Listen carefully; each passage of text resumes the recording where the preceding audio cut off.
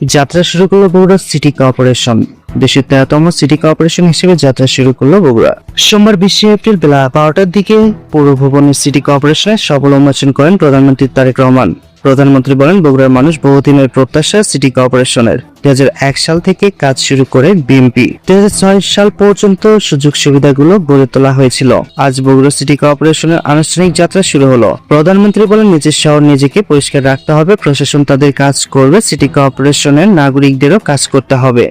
Bogura city কর্পোরেশনের সফল উন্মোচনের সময় স্থানীয় সরকার মীর শাহ আলম, বগুড়া সদর, বগুড়া 6 সংসদ সদস্য রেজাউল করিম বাদশাহ, স্থানীয় সরকার সচিব শহীদুল হাসান, প্রধানমন্ত্রী অতিরিক্ত প্রেস সচিব তরিকুর রহমান রুমন, জেলা প্রশাসন তৌফিকুর রহমান সহ ঊর্ধ্বতন কর্মকর্তা উপস্থিত ছিলেন।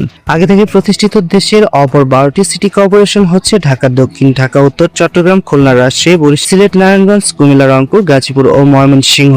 এর আগে প্রধানমন্ত্রী তারেক রহমান সোমবার সকাল 9টা 58 বগুড়া সার্কিট হাউসে পৌঁছান। এ সময় বগুড়া জেলার প্রশাসক তৌফিকুর রহমান তাকে ফুল দিয়ে স্বাগতম জানায়। প্রধানমন্ত্রী হিসেবে দায়িত্ব গ্রহণের পর নিজের জেলায় বগুড়ায় এটি তার প্রথম সফর।